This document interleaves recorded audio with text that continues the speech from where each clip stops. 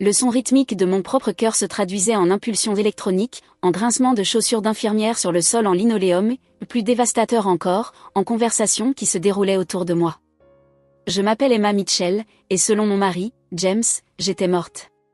Il est temps de la laisser partir, l'entendis-je dire, sa voix portant cette douleur feinte que j'avais appris à reconnaître au fil de nos 10 ans de mariage. Les médecins disent qu'il n'y a plus d'espoir. Les médecins n'avaient jamais dit une telle chose. En réalité, ce matin même, le docteur Peterson avait noté des améliorations dans mon activité cérébrale. Je le savais parce que je l'avais entendu clairement. Les signes sont prometteurs. Il faut juste être patient. Mais James n'était ni intéressé par la patience, ni par l'espoir, ni par la vérité. J'étais dans le coma depuis 6 semaines après un accident de voiture, le même accident dont James était sorti sans une égratignure.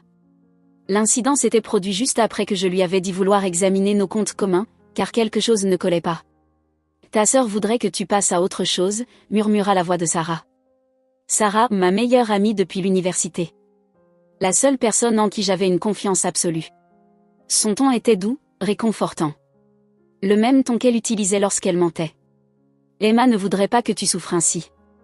Je voulais hurler. Je voulais me débattre, les saisir tous les deux à la gorge et exiger de savoir à quel jeu ils jouaient. Mais je ne pouvais que rester là, immobile, à les écouter planifier mes funérailles. Des funérailles pour une femme bien vivante. Les semaines suivantes furent un tourbillon de conversations et de révélations, chacune plus terrifiante que la précédente. Grâce aux bribes de dialogue entre les infirmières, aux visites de proches ignorants et aux conversations chuchotées dans ma chambre, je compris ce qui se tramait. James avait annoncé à tout le monde que j'étais en état de mort cérébrale. Il avait organisé des funérailles, cercueil fermé, bien sûr, et prononcé une oraison funèbre bouleversante sur la perte de l'amour de sa vie. Il avait touché mon assurance vie, une somme considérable dont j'ignorais jusqu'à l'existence. Et Sarah, ma chère Sarah, avait été là pour le soutenir à travers tout cela. La compagnie d'assurance n'a même pas posé de questions, entendis-je dire James un soir, sa voix basse et réjouie. 2 millions de dollars, juste comme ça. Ton plan a parfaitement fonctionné, le corrigea Sarah. Je n'ai pas passé un an à t'aider à le mettre en place pour rien. Un an. Il préparait ça depuis un an.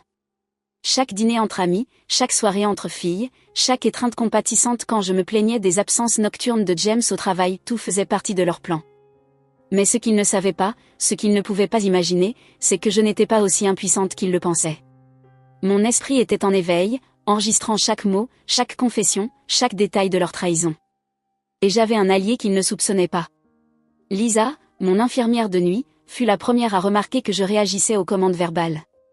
D'abord par de petites choses, un léger mouvement de doigt lorsqu'elle me posait une question, un changement de rythme cardiaque lorsqu'elle mentionnait James. Elle n'en parla à personne, mais elle se mit à me parler durant ses gardes, me posant des questions nécessitant des réponses simples par oui ou par non. Une pression pour oui, 2 pour non. Es-tu consciente de ce qui se passe, demanda-t-elle une nuit, à peine un murmure. Une pression. Comprends-tu ce que ton mari a fait? Une pression. Veux-tu que je t'aide? Une pression ferme. Lisa devint mon seul lien avec le monde extérieur. Durant ces gardes nocturnes silencieuses, elle me tenait au courant de ce qui se passait au-delà des murs de ma chambre d'hôpital. James avait emménagé Sarah dans notre maison seulement 2 semaines après mes funérailles. Il parlait déjà de mariage. Ma sœur, Kate, dévastée par ma supposée mort, avait engagé un détective privé, persuadée que quelque chose clochait dans l'accident. Elle avait raison. Quelque chose clochait. Grâce à Lisa, j'appris que l'accident n'avait rien d'aussi simple qu'on le croyait. Les freins de ma voiture avaient été trafiqués, pas complètement sectionnés, ce qui aurait été trop évident, mais suffisamment endommagés pour lâcher à grande vitesse. Le freinage avait été déclaré accidentel par la police. Mais Kate n'était pas convaincue. L'enquêteur de votre sœur se rapproche, me chuchota Lisa une nuit, tout en vérifiant mes signes vitaux. Il demande les documents d'assurance. James commence à paniquer. Bien, pensai-je. Qu'il transpire un peu. Mais James avait d'autres plans. Je l'entendis se disputer avec Sarah dans ma chambre, convaincu que je n'étais qu'un corps vide, incapable de comprendre leurs mots. Nous devons la déplacer, siffla-t-il. À un établissement privé. Loin d'ici. Une fois transférée, si quelque chose lui arrive, personne ne posera de questions. Elle est déjà morte sur le papier. La voix de Sarah trembla légèrement. Ce n'est pas risqué? Moins risqué que la laisser ici. Et si elle se réveillait? La peur dans sa voix me procura une satisfaction sinistre. Oui, James. Et si je me réveillais? Et si je racontais tout ce que vous avez fait? Mais j'avais besoin de temps. Mon corps répondait peu à peu, mais je n'étais pas encore assez forte. Lisa avait tout documenté, mes réactions, leurs conversations, chaque détail. Il suffisait juste de tenir un peu plus longtemps. Cette nuit-là, après le départ de James et Sarah, Lisa se pencha vers mon oreille. Ils ont déposé les papiers pour le transfert, chuchota-t-elle. Ils vont te déplacer la semaine prochaine. Mais ne t'inquiète pas. J'ai contacté ta sœur. Elle vient demain avec l'enquêteur. Tiens bon, Emma. L'aide arrive. Je serrai sa main une fois, luttant contre l'inertie de mon corps inutile. Je tiendrai bon. Je survivrai. Et quand j'ouvrirai enfin les yeux, James et Sarah comprendraient ce que signifiait réveiller les morts. Le lendemain matin apporta le chaos. À travers ma paralysie forcée, j'entendais des voix s'élever dans le couloir, la voix familière et féroce de Kate perçant le silence habituel de l'hôpital. Je veux voir le dossier médical de ma sœur, exigea-t-elle. En entier. Et je veux savoir pourquoi son mari n'est plus son plus proche parent. Voilà qui était une surprise pour moi. Lisa avait été plus occupée que je ne l'avais réalisé pendant ses gardes de nuit. Le pouvoir de décision de Madame Mitchell a été mis à jour il y a 6 semaines, expliqua calmement le docteur Peterson. Sa sœur, Catherine, est désormais légalement responsable de ses choix médicaux. La voix de James explosa. C'est impossible. Je suis son mari. Son mari légalement décédé, ajouta une autre voix, grave et autoritaire, celle de l'enquêteur. D'après l'acte de décès que vous avez vous-même déposé, Monsieur Mitchell, votre épouse est morte il y a plus d'1 mois. Votre prétention à la prise de décision est donc intéressante, n'est-ce pas? Le silence qui suivit fut exquis. J'aurais tant voulu voir la tête de James. Il y a eu un malentendu, balbutia-t-il. Je peux tout expliquer. Oh, j'en suis sûre, intervint Kate. Tout comme tu peux expliquer pourquoi les freins de ma sœur présentaient des signes de sabotage. Ou pourquoi tu as souscrit une assurance vie de $2 millions sur elle 3 mois avant l'accident. Silence à nouveau. Puis le bruit précipité de pas James tentant de fuir. Monsieur Mitchell, je ne vous conseille pas de quitter l'État, déclara l'enquêteur. Nous avons quelques questions à vous poser sur une fraude à l'assurance et une tentative de meurtre. Les heures qui suivirent furent un tourbillon d'agitation autour de moi. La police allait et venait. Des déclarations furent prises. Lisa partagea ses documents, mes réponses, les enregistrements secrets des conversations de James et Sarah dans ma chambre. Les caméras de sécurité de l'hôpital avaient tout filmé. À travers tout cela, je continuais à serrer la main de Lisa. Une pression, oui, j'entends tout. Oui, je me bats encore. Oui, je reviens. La police a emmené les deux pour un interrogatoire, m'a raconté Kate plus tard, assise à côté de mon lit. Lisa lui avait expliqué mon état de conscience, comment je pouvais entendre et comprendre tout. James et Sarah ne s'en sortiront pas, Emma, je te le promets. Je voulais la serrer dans mes bras, la remercier de n'avoir jamais abandonné, d'avoir vu au-delà du jeu de James alors que tout le monde le croyait. Au lieu de cela, je suis restée là, écoutant et attendant, rassemblant mes forces. Cette nuit-là, le docteur Peterson a fait venir un spécialiste, un neurologue expert en récupération des comas. Le docteur Patel a réalisé une série de tests, mesurant mes réactions aux stimuli et aux commandes. C'est remarquable, a-t-il finalement dit. Votre sœur est pleinement consciente. L'amélioration de son activité cérébrale suggère qu'elle pourrait se réveiller d'un jour à l'autre. Le fait qu'elle soit assez lucide pour communiquer en serrant les mains a probablement sauvé sa vie. Kate retint son souffle. Que voulez-vous dire? Les documents de transfert que M. Mitchell a déposés, expliqua le docteur Patel. Nous avons enquêté sur la clinique qu'il avait choisie. Son taux de mortalité pour les patients dans le coma est étrangement élevé. Si elle y avait été transférée, il n'eut pas besoin de finir sa phrase. Nous savions tout ce qui se serait passé. Les jours suivants furent un tourbillon d'examens médicaux et d'entretiens avec la police. J'appris que Sarah avait craqué sous la pression et tout avoué. Elle et James avaient une liaison depuis plus d'1 an. Le plan était son idée, simuler un accident, encaisser l'assurance et commencer une nouvelle vie ensemble. Sarah l'avait aidé à trouver quelqu'un pour trafiquer ma voiture, mais il lui avait assuré que je ne serais pas blessée. Lisa me lut la déclaration de Sarah figurant dans le rapport de police. Les freins devaient seulement céder juste assez pour lui faire peur, peut-être causer un petit accident. Il m'a promis qu'elle ne serait pas gravement blessée. Apparemment, ma meilleure amie trouvait qu'une tentative de meurtre était acceptable, tant qu'elle ne réussissait pas trop bien. L'assureur lança sa propre enquête. L'acte de décès était faux. James avait soudoyé quelqu'un aux pompes funèbres pour falsifier la documentation. Le paiement de l'assurance vie était annulé, et James faisait face à plusieurs accusations criminelles. Mais rien de tout cela n'importait autant que ce que je sentais dans mon propre corps. Chaque jour, ma perception s'aiguisait. Mes doigts ne se contentaient plus de tressaillir, je pouvais les plier légèrement. Mes paupières étaient plus légères. Quelque chose était en train de changer. Cela arriva un mardi matin. Kate me lisait un de ses romans à l'eau de rose qu'elle savait que je détestais, quand je le sentis, une vague de force, comme un barrage qui cède. Mes yeux s'ouvrirent. Kate laissa tomber son livre. Et Emma ? Emma. La chambre explosa d'activité. Des médecins se précipitèrent, des infirmiers criaient des données. Mais au milieu du chaos, je gardai mon regard fixé sur ma sœur, voyant les larmes couler sur ses joues. Après ce qui sembla être des heures d'examen et de vérification, on m'ôta mon tube respiratoire. Ma gorge était sèche, ma voix n'était qu'un murmure, mais je parvins à prononcer 3 mots. J'ai tout entendu. Kate serra ma main avec force. On le sait, ma chérie, on le sait. Où sont-ils ? Demandai-je. James et Sarah sont en prison, en attente de leur procès. Ils ne sortiront pas de sitôt. J'acquiesçai légèrement, préservant mon énergie. Parfait. Parce que j'ai beaucoup à dire à leur audience. Kate rit entre ses larmes. Et ça, c'est bien ma sœur. 3 mois dans le coma et tu es déjà prête à en découdre. Mais nous savions toutes les deux que ce n'était que le début. J'avais survécu, oui. J'avais entendu leurs plans, leurs aveux, réuni des preuves alors même que j'étais prisonnière de mon propre corps. Mais maintenant venait la partie difficile, la rééducation, la reconstruction et faire en sorte que James et Sarah paient pour chaque moment où ils m'avaient cru impuissante. Ils avaient essayé de m'enterrer, sans réaliser que j'étais une graine. Et maintenant, je renaissais, plus forte que jamais. Les 6 mois suivants furent les plus éprouvants de ma vie. La rééducation fut brutale.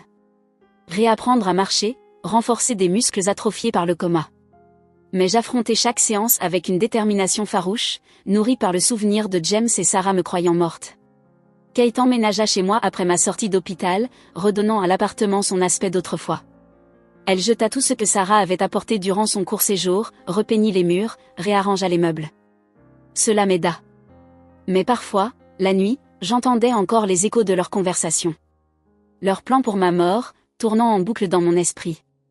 L'audience préliminaire est la semaine prochaine, me dit l'inspectrice Martin lors d'une de ses visites régulières. Elle s'occupait de mon dossier depuis leur arrestation, reconstituant les pièces du complot qui avait failli me tuer. « Êtes-vous sûre d'être prête à témoigner ?» demanda-t-elle. Je croisai son regard avec détermination. Je suis prête depuis le premier jour où je les ai entendus conspirer dans ma chambre d'hôpital. La salle d'audience était bondée le jour de l'audience. L'histoire de ma résurrection avait fait les gros titres, la patiente dans le coma qui avait entendu son mari planifier son meurtre, qui avait rassemblé des preuves alors qu'elle était prisonnière de son propre corps. Des journalistes s'entassaient sur les marches du tribunal, les flashs crépitaient tandis que Kate m'aidait à entrer. Je n'avais pas revu James ni Sarah depuis ce jour à l'hôpital, quand ils discutaient de me transférer ailleurs pour achever le travail. Maintenant, en entrant dans la salle d'audience, je les vis assis à la table de la défense. James portait un costume mal ajusté, son apparence soignée envolée. Sarah semblait petite et terrifiée à ses côtés. Lorsque je pris place à la barre des témoins, James évita mon regard, mais Sarah me fixa, le visage figé d'horreur, tandis que je commençais à parler. Je me souviens de tout, dis-je dans le micro, ma voix claire et ferme. Chaque conversation, chaque plan, chaque détail de leur tentative de me tuer.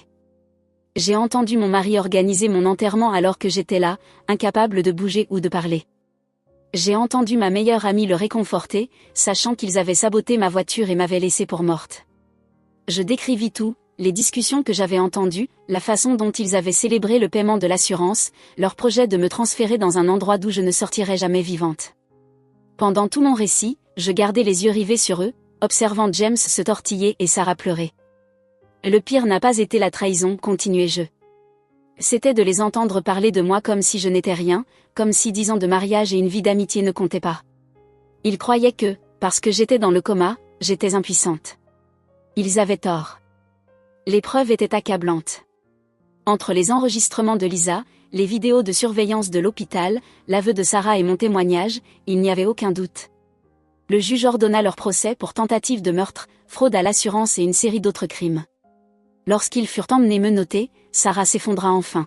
« Emma, s'il te plaît » pleura-t-elle. « Je suis désolée, je n'ai jamais voulu. » « Garde ça pour le procès, coupai-je, ma voix glaciale. Hors du tribunal, Kate serra ma main. « Tu l'as fait, sœurette. Tu leur as montré. » Mais ce n'était pas la fin. Le procès eut lieu 3 mois plus tard, cette fois, j'étais plus forte. J'entrai dans la salle d'audience seule, la tête haute, prête à témoigner à nouveau. Je détaillai chaque aspect de la conspiration. Le jury mit moins de 2 heures à rendre son verdict, coupable sur toutes les accusations. Lors de l'audience de sentence, je décidai de prendre la parole une dernière fois. Je regardai James et Sarah droit dans les yeux avant de m'adresser au tribunal. Mon mari et ma meilleure amie pensaient pouvoir simplement m'effacer, dis-je. Ils ont tout planifié méticuleusement, l'accident, le faux certificat de décès, la fraude à l'assurance. Ils ont célébré leur succès alors que je gisais sur ce lit d'hôpital, pensant que je ne pouvais pas les entendre. Mais ils ont oublié quelque chose d'important. Je marquai une pause, laissant mes mots résonner. Ils ont oublié que je suis plus forte qu'ils ne l'auraient jamais imaginé. Ils ont oublié que la vérité trouve toujours un moyen de survivre, même quand on tente de l'enterrer. Et ils ont oublié que le karma finit toujours par réclamer son dû. Le juge condamna James à 25 ans de prison pour tentative de meurtre et conspiration. Sarah écopa de 15 ans pour son rôle dans le complot. La compagnie d'assurance récupéra son argent, et les poursuites civiles garantiraient qu'aucun des deux ne puisse tirer profit de leur crime. Lorsqu'ils furent emmenés, je ne ressentis ni satisfaction ni joie face à leur châtiment. À la place, je ressentis quelque chose de plus puissant, la liberté. 1 an après mon réveil du coma, je me tenais devant une salle remplie d'étudiants en médecine, partageant mon histoire. J'avais été invitée à parler de la conscience dans le coma, aidant ainsi de futurs médecins à comprendre que leurs patients sont parfois plus conscients qu'ils ne le paraissent. Ne supposez jamais que quelqu'un ne peut pas vous entendre, leur dis-je. Ne sous-estimez jamais la force de l'esprit humain à se battre, survivre et témoigner. Parfois, la personne que vous pensez être la plus impuissante est en réalité la plus forte de la pièce. Après la conférence, Lisa, toujours ma plus proche amie, me rejoignit pour un café. « Regarde-toi maintenant, dit-elle en souriant. Tu donnes des conférences dans des écoles de médecine, tu écris un livre sur ton expérience. Tu as transformé cette épreuve horrible en quelque chose de significatif. » J'acquiesçai, réfléchissant à tout le chemin parcouru. Ils pensaient écrire mon épitaphe. Au lieu de cela, ils m'ont offert un nouveau départ. Ce soir-là, je visitais une dernière fois mon ancienne maison avant que la vente ne soit finalisée. Kate m'avait aidé à la mettre sur le marché, convaincue elle aussi qu'il était temps de tourner la page. En parcourant les pièces vides, je n'entendais plus les échos des conspirations de James et Sarah. À la place, j'entendais ma propre voix, plus forte que jamais. Ils avaient tenté de me réduire au silence, d'effacer mon histoire. Mais ils avaient échoué. J'étais vivante, épanouie et je racontais ma propre vérité. Ils passeraient des années derrière les barreaux, tandis qu'un avenir sans limite s'ouvrait devant moi. En fermant la porte à clé une dernière fois, je souris. Parfois, la meilleure vengeance n'est pas de se venger. C'est de devenir plus forte, d'évoluer et de montrer au monde que ce qui ne vous tue pas vous rend réellement plus puissante que vos ennemis ne l'auraient jamais imaginé. James et Sarah voulaient m'enterrer. Au lieu de cela, ils m'ont donné des ailes.